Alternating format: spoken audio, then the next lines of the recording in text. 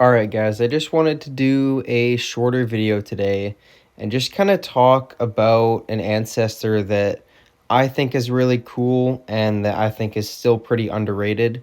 So we're going to be talking about Stina today, very briefly. I believe this monster, while like pretty niche, honestly got a pretty big buff once Honen was added into the game. Because if you can get her faster than the enemy Honen, she can low-key, like, wall him out. Like, she can be very good on attack, and she can be pretty good on defense, depending on the situation.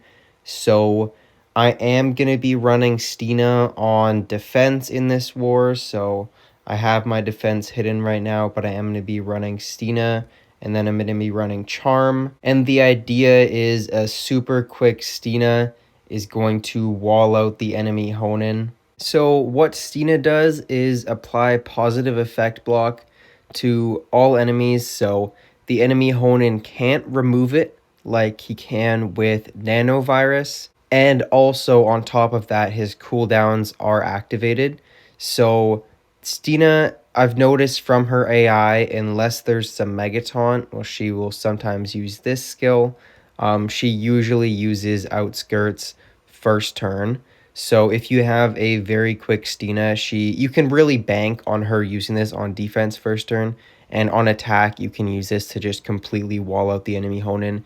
If the Honen is the win condition, if Charm is the win condition like in this war, then it can be kind of iffy, but it does make Honen like almost useless, which can be very nice. You can also use her on defense with this skill here, so the negative effect protection can actually be really good with like a torture focused setup. It can be pretty brutal, and I do find it to be pretty good on both attack and defense. Of course, like we mentioned, the taunt disabling is pretty nice to have.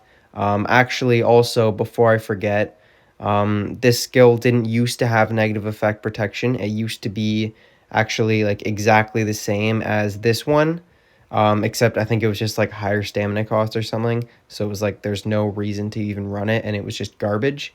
And then they added in the negative effects protection afterwards because people were kind of complaining about Stina. And then finally, this skill is fine. Like having a single target is always good. I always try to have at least one single target on all monsters at all times. Unless I know the specific battle isn't going to call for it, then I can always swap it off. And it does have boiling too, just so she has access to a torture that's not just like relic based. She's got some interesting relic slots, so if you have 2 Supreme Masks, you want to pair her up with Honen, you can do that, and it can give Honen some awakening charges. You can give her an Honor Dojo armor, which can be really nice. So what I'm going to do this war is Honor Dojo armor and Fiery Forces mask because I'm pairing her up with Charm, so that fire weakness can apply. But yeah, her relic slots are honestly pretty good. She does fall off in other aspects though, so her trait honestly sucks. This is definitely one of the worst ancestor traits in the whole game. She has trait protection, but all she's protecting is hardened and blind immunity. So the trait protection is like borderline useless. And a 25% stamina removal status caster is just so garbage. Like, that's so just unnecessary. And that just bothers me a lot. The stamina leak, honestly, that kind of sucks too, but it's not like the worst thing in the world because at least it stacks up over a few turns. The 25% stamina loss is just horrible. I really hate her trait, honestly. She does have some very interesting awakening conditions. So they're weird because you can't control them yourself, but they can actually make her very powerful on defense because she can really be really hard to kill. Her virtues are pretty nice. Control immunity and torture immunity is very good. And I do really like her ult as well because she can actually sustain herself with healing from that.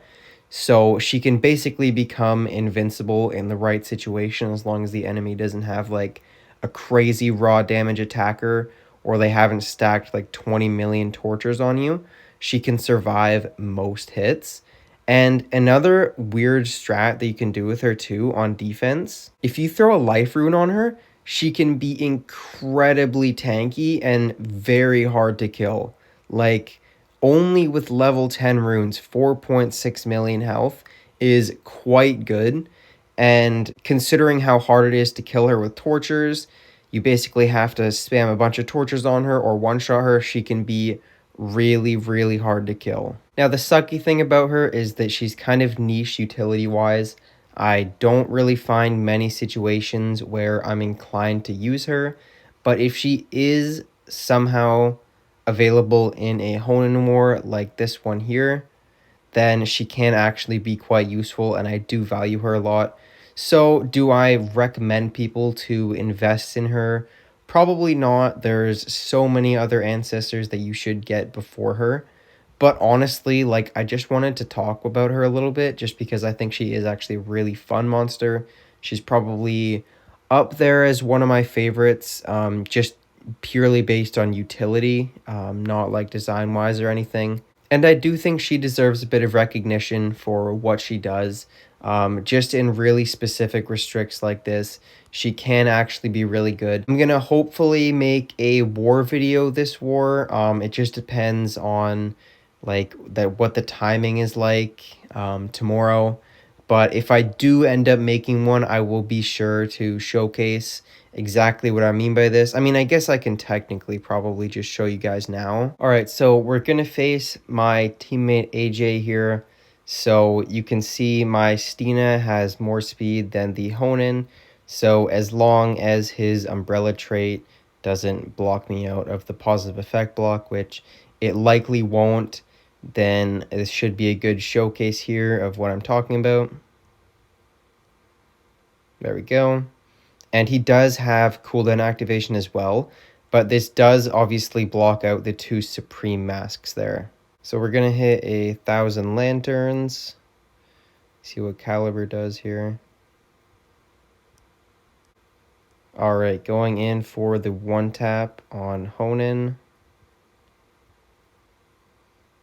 And I guess we can just hit the Boiling on Caliber. There we go. But yeah, I just wanted to do a little showcase on what exactly I'm talking about when I say it's walling out Honen. It just, none of his positive effects will apply, obviously. So it can be really helpful in taking him down. Because I know Honen is just like a ticking time bomb. And it can be very frustrating fighting Honen bases sometimes.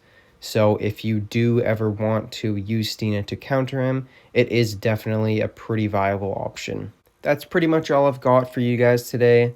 Please do let me know if you have any thoughts or opinions on Stina, if you've had any good moments with her, and I really do appreciate you guys for watching till the end of the video, and I will see you in the next one.